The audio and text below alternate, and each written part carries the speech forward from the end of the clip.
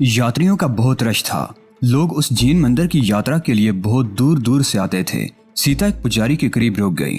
वो पुजारी शक्ल ही से कुछ बदमाश किस्म का लगता था। दरमियाना कद, गठा हुआ जिस्म, गंजा सर और सुर्ख आंखें, गले में रंग बिरंगे मोतियों की कई मालाएं थीं। वो बड़ी गहरी नजरों से सीता को देख रहा था। पंडित भोलानाथ जी के दर्शन कहाँ होंगे महाराज? सीता ने दोनों हाथों से प्रणाम करते हुए कहा। यहाँ पहली बार आई हो? पुजारी ने उसकी बात का जवाब देने की बजाय सवाल कर डाला। जी महाराज। सीता ने इस बात में सर हिला दिया। बहुत दूर से मंदिर यात्रा को आई हूँ। पंडित भोलानाथ जी के दर्शन भी करना चाहती हूँ। हमें ही भोलानाथ क्यों नहीं समझ लेती? उस तरफ चलो तो हम तुम्हें अपने दर्शन करा दें। पुजारी ने आंख से एक तरफ इशारा किया। मेरा खून खोल उठा। कमबख्त मंदिर जैसी पवित्र जगह पर खड़ा था और उसके मन में खोट भरा हुआ था। मेरा दिल तो चाहा था कि उसकी गर्दन मरोड़ दूं, मगर मैं कोई नया हंगामा खड़ा नहीं करना चाहता था।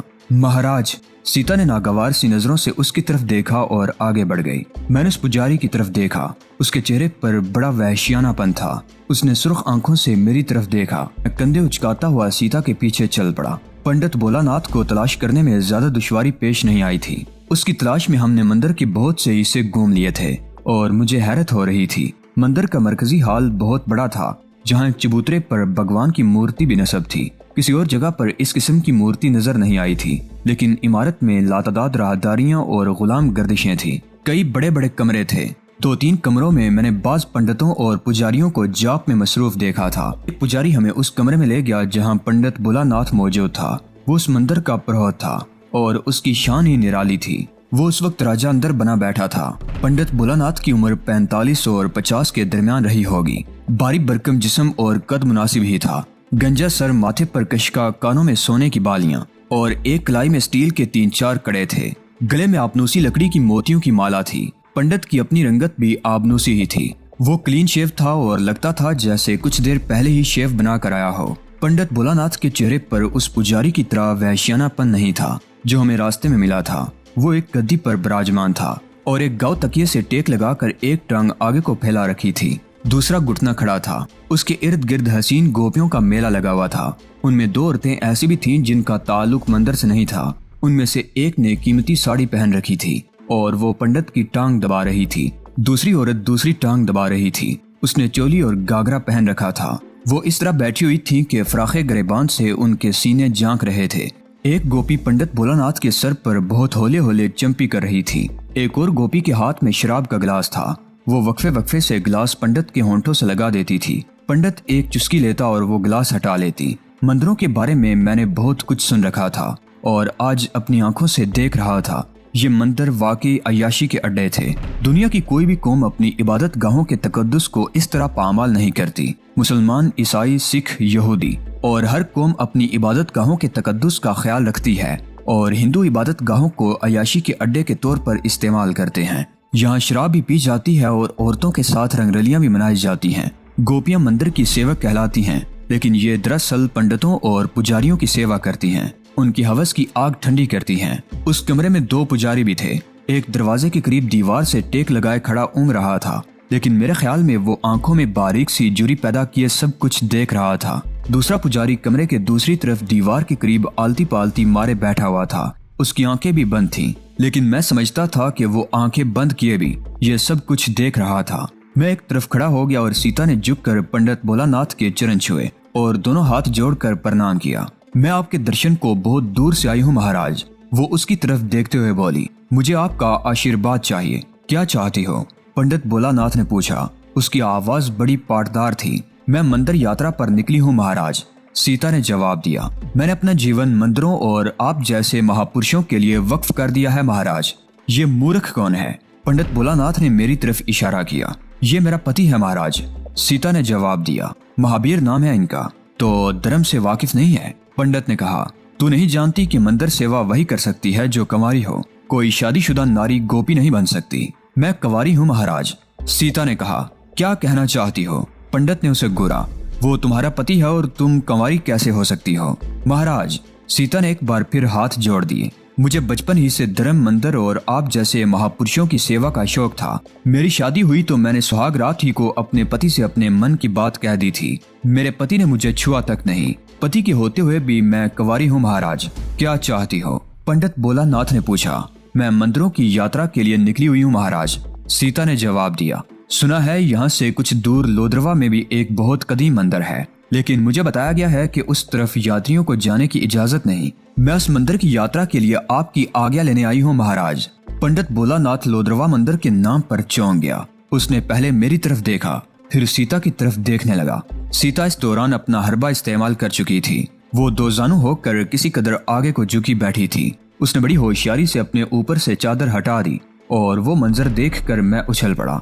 सीता ने चोली पहन रखी थी। उसके सामने के रुख पर कपड़ा नहीं था, जाली थी, और जाली से उसका सीना पूरी तरह बरहना हो रहा था।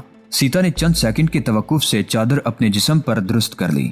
उसका अंदाज ऐसा था जैसे ये सब कुछ इत्तफाकिया तौर पर हुआ हो, मगर ये इत्तफाक अपना काम कर गुजरा था। मुझे निराश मत कीजिए महाराज, वो पंडित की तरफ देखते हुए बोली। मैं बहुत दूर देश से आई हूँ। लोद्रवा मंदिर की यात्रा पर हमारी तरफ से कोई पाबंदी नहीं है, पंडित भोलानाथ ने कहा।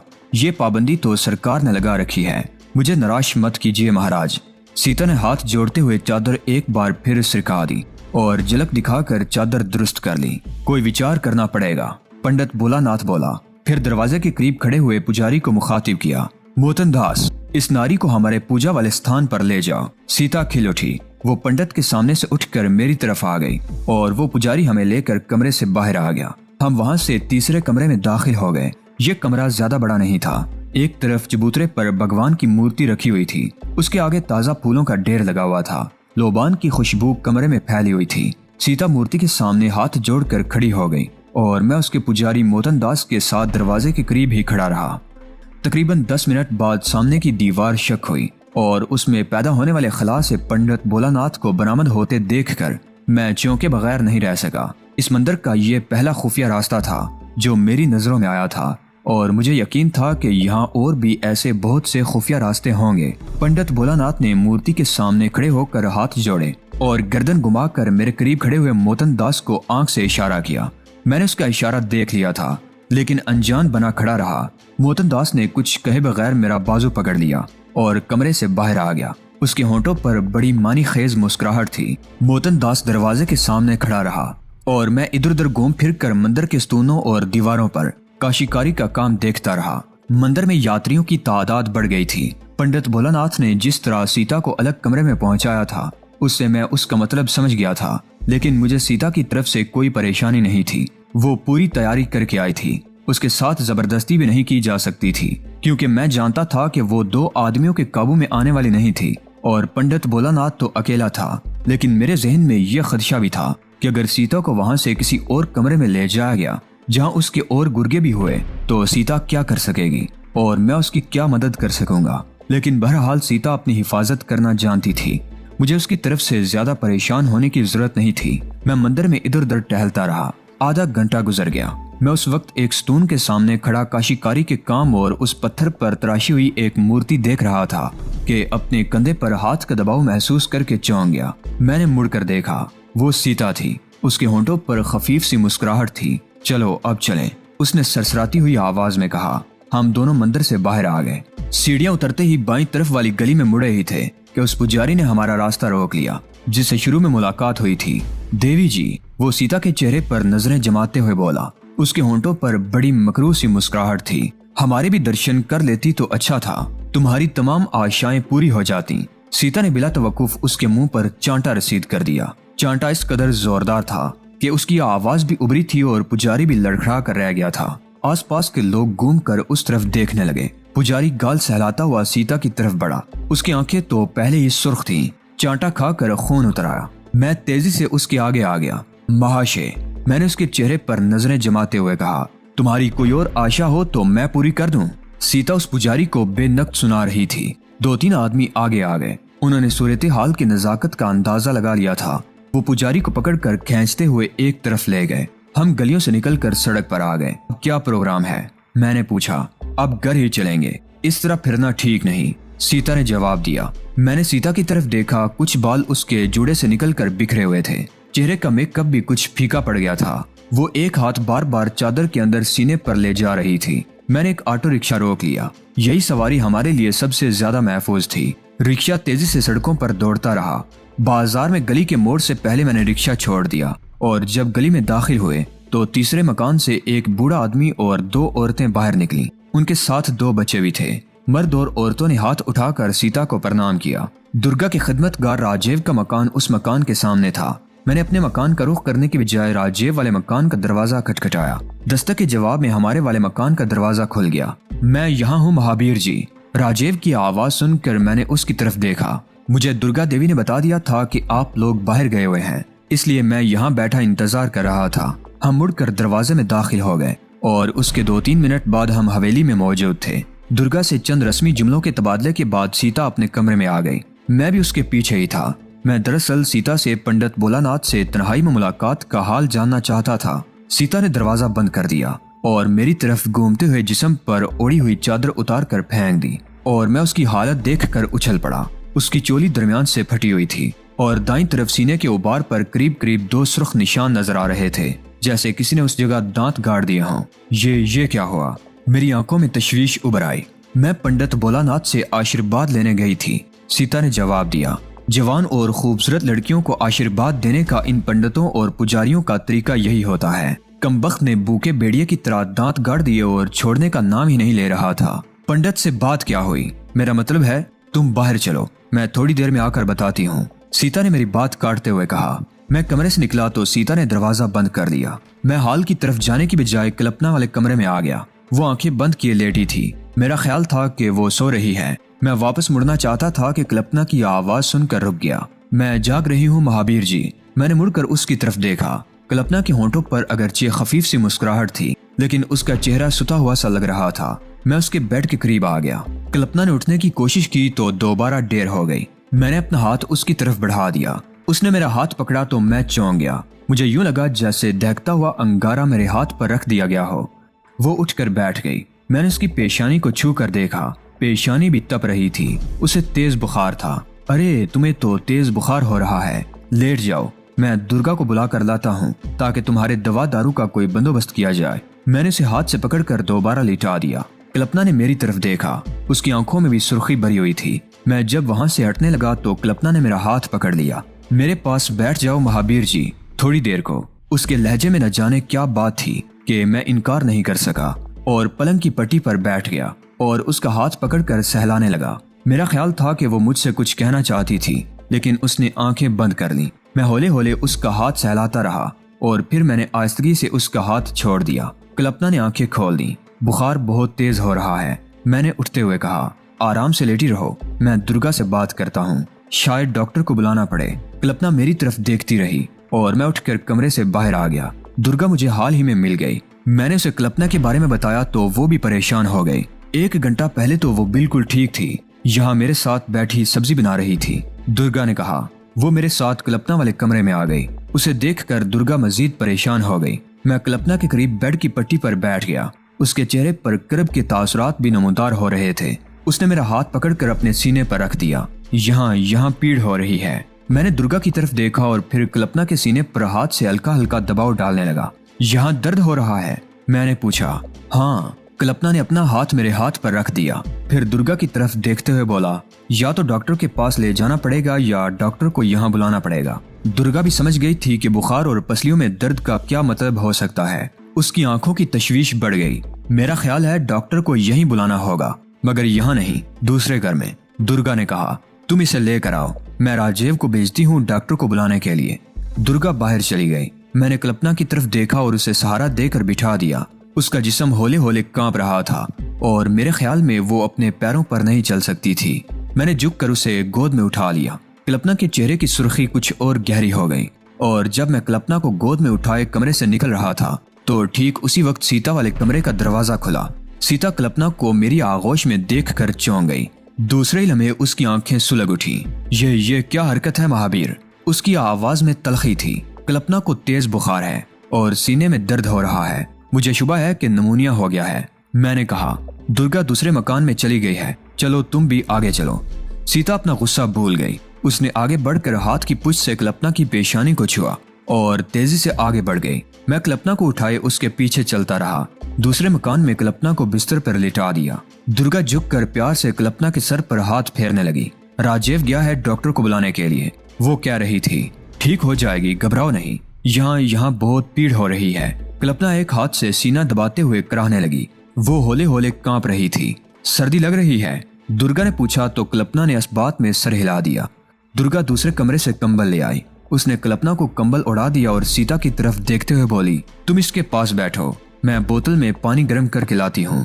डॉक्टर आता ही होगा और इस मकान में मेरा डॉक्टर के सामने आना दुरुस्त नहीं है। दुर्गा हवेली में चली गई। सीता कल्पना के पास पलंग की पट्टी पर टिक गई और मैं भी एक कुर्सी घसीट कर करीब ही बैठ गया। कल्पना सीने के दर्द से निडाल हो रही थी। उसकी आंखों में आंसू थे और वो बार बार अपनी माँ को याद कर रही थी। सीता पलंग पर चढ़कर बैठ गई और उसे अपनी गोद में समेट लिया। परेशान क्यों हो रही हो, हम है ना? वो उसकी पेशानी पर बोसा देते हुए बोली। तकरीबन 15 मिनट बाद राजीव डॉक्टर को लेकर आ गया। वो उदेड़ उम्र डॉक्टर मुसलमान था। सीता ने कल्पना को लिटा दिया और खुद भी बेड से उतर आई। 15 मिनट के मुआयने के बाद डॉक्टर ने मेरे ख्याल की तस्दीक कर दी। निमोनिया ही था। उस वक्त डॉक्टर के बताने पर कल्पना ने यह इंकशाफ किया कि उसने ठंडे पानी से नहा लिया था।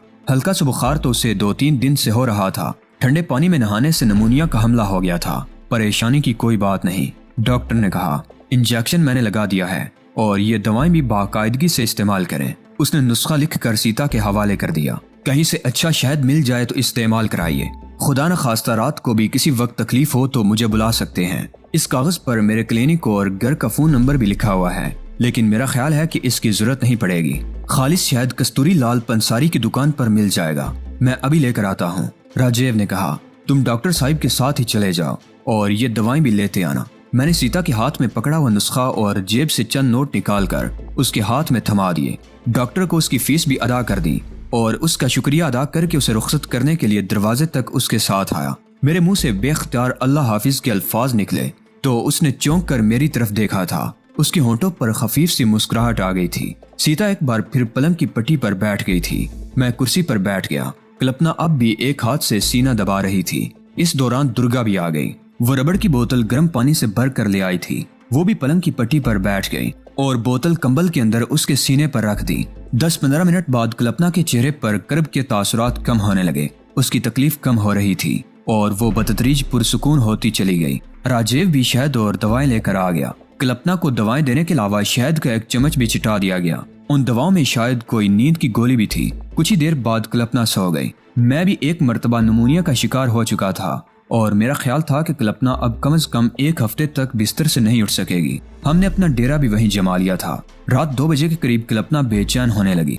मैंने डॉक्टर को फोन कर दिया। उसका घर शायद ज्यादा दूर नहीं था। उसे पहुंचने में 15 मिनट से ज्यादा नहीं लगे थे। उसने कल्पना को देखा और इंजेक्शन दिया और उसे देखने के लिए तकरीबन 1 घंटा वहां बैठा रहा और फिर मुतमईन होकर रुखसत हो गया। वो कह गया था कि सुबह क्लिनिक पर जाने से पहले उसे देखता जाएगा। कुछ देर बेचैन रहने के बाद कल्पना सो गई। हम कुछ देर उसके पास बैठे रहे और फिर दूसरे कमरे में आकर बैठ गए। बीच का दरवाजा खोल दिया गया ताकि कल्पना को भी देखते रहें। दुर्गा भी हमारे पास ही रही। राजीव अलबत्ता अपने घर चला गया था। मैंने कह दिया था कि अगर जरूरत पड़ी तो उसे बुला लिया जाएगा, लेकिन रात को उसकी जरूरत नहीं पड़ी थी। सुबह 5 बजे के करीब दुर्गा हवेली में चली गई। रात भर जागने से सीता की आंखें सुर्ख हो रही थी। रात को मैंने कई मर्तबा उसे अपना सीना सहलाते हुए देखा था। दुर्गा ने भी ये बात नोट की थी। उसने सीता से कुछ पूछा भी था, मगर सीता ने उसे टाल दिया था।